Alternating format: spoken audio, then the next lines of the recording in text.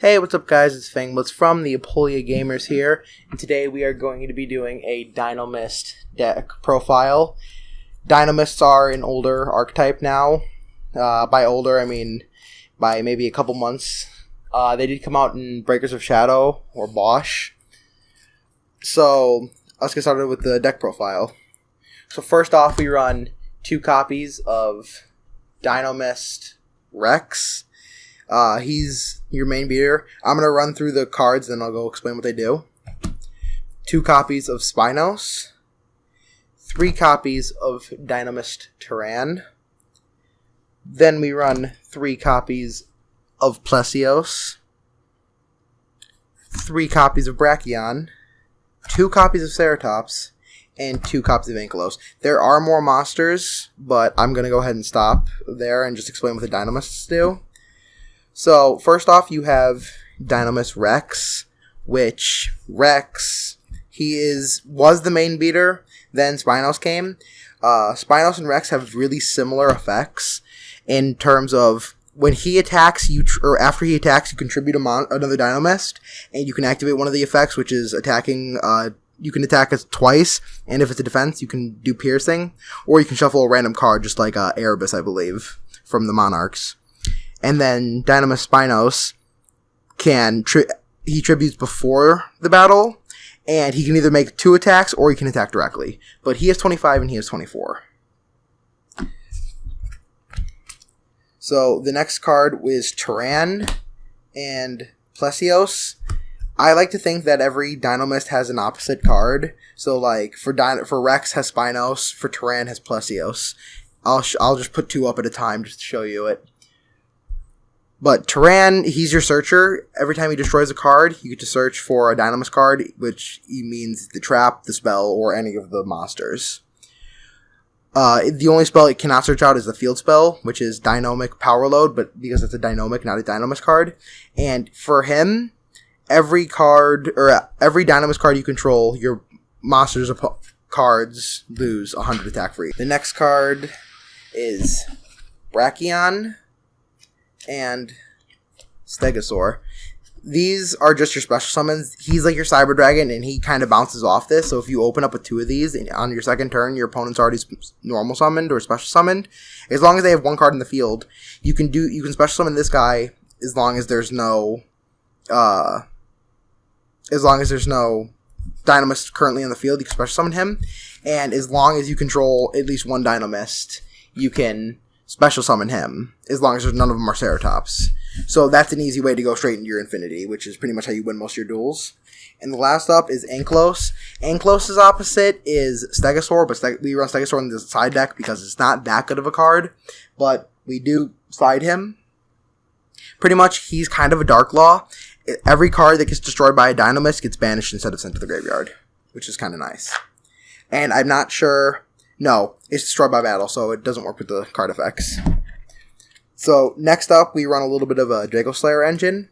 So, we start off with Rescue Rabbit. If you open Rescue Rabbit, you can get 2 of any of the normal cards. This last one's an effect monster.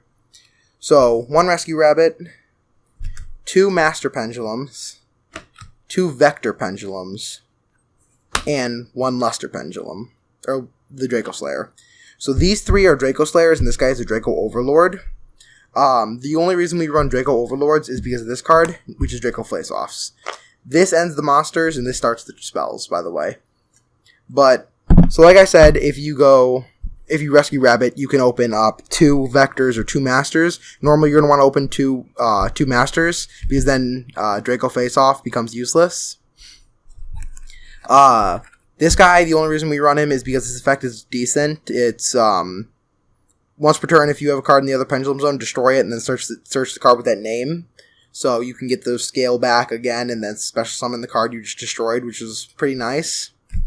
Draco Face-Off is you reveal 1 Draco Slayer or 1 Draco Overlord, which is why we run the Overlords and the Draco Slayer. So 1 of this guy, or 1 of this guy, or 1 of this guy, and 1 of this guy. And your opponent randomly chooses 1.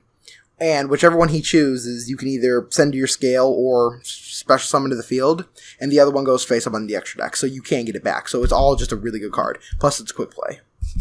So that's the little Draco engine. We do run the XYZ, the Synchro, and the 2 fusions. But we'll get to that in a minute. So to continue on with the spells, 3 of the Dinomist Charge. This is like your tanky of the deck. Let me run through the spells before I explain them. Next up, your field spell, Dynamic Powerload with a Terraforming, just to get it to your hand faster since there's no other way of searching it. Now we have just our one-offs, like Limiter Removal, Raigeki, Twin Twisters, and the Pot of Riches. Pot of Riches has something to do with the pendulums, but...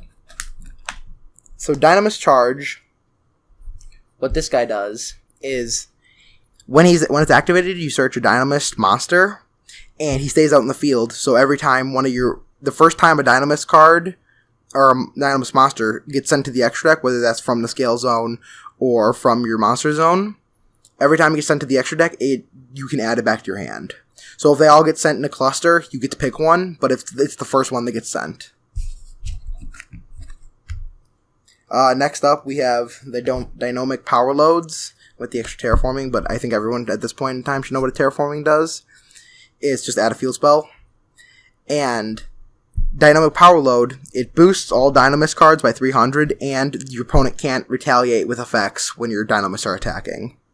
Any effects, cards or effects, which is really nice. It's a nice safety in case they're playing like something like Mirror Forces.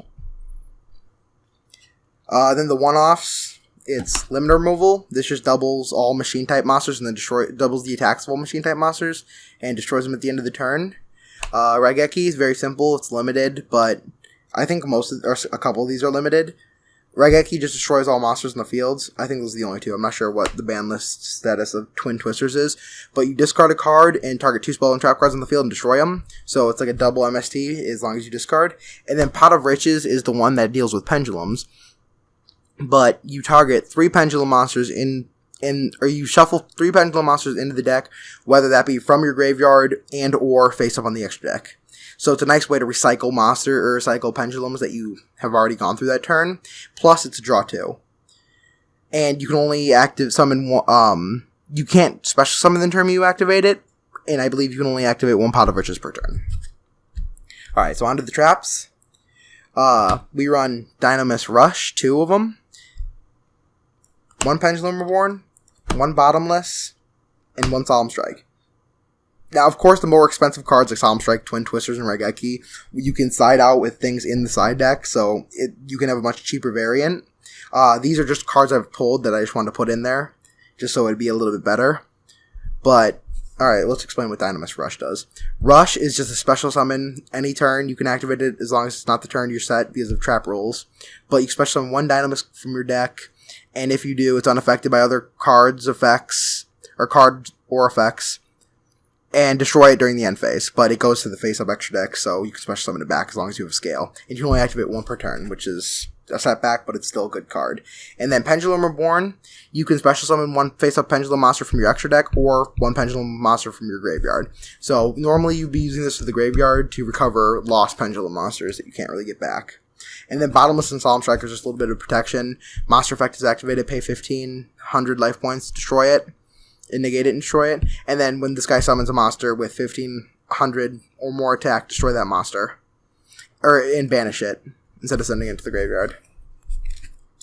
Alright, so that's all the traps. Oh, I should also mention that with the Dinomist monsters, there's always a 6 scale and a 3 scale.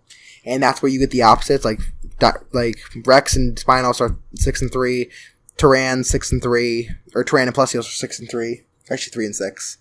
Stegosaur and Ankylos is 6 and 3, so and so on.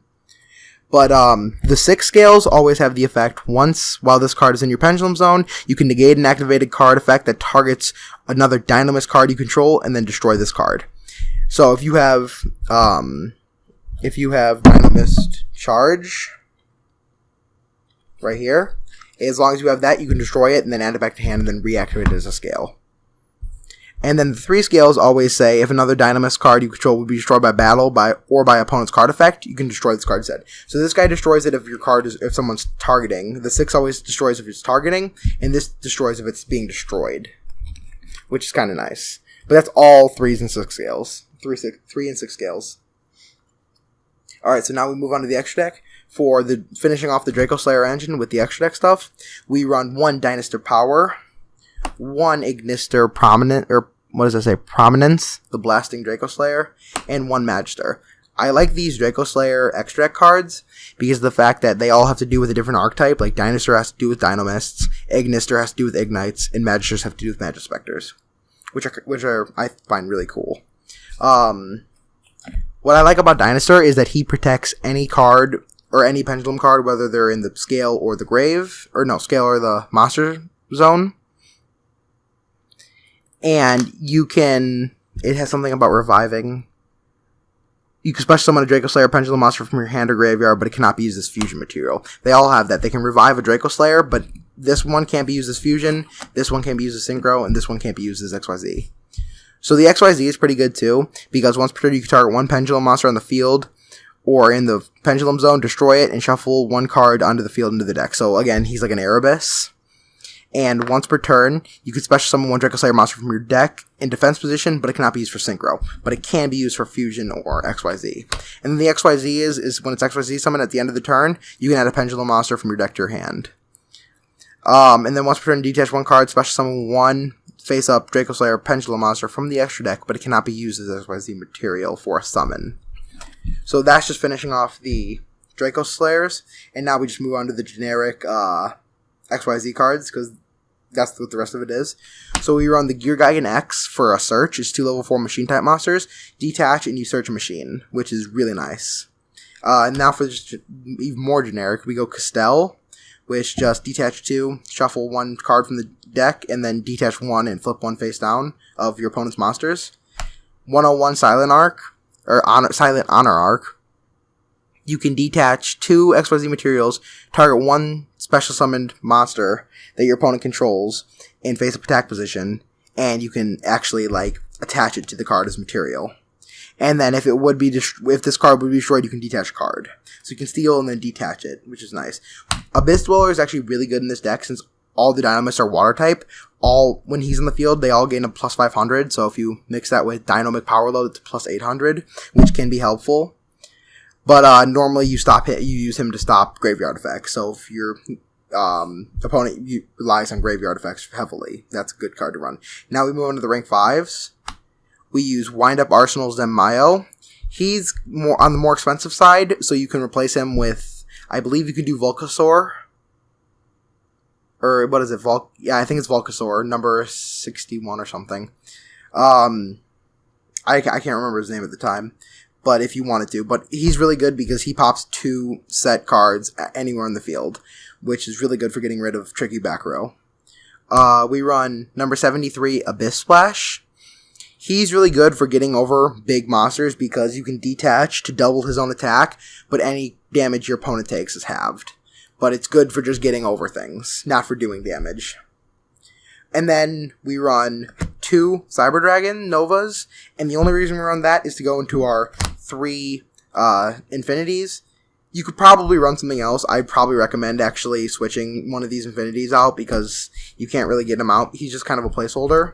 So I would just switch him out with the card I was talking about earlier, Volcasaur, or just another generic rank 4 overlay like Dark Rebellion, XYZ Dragon, and stuff like that. Alright, so now we move on to the side deck. So, to start things off, we have the triple Stegosaur. A lot of the side deck is just going to be completing the Dinomist trios.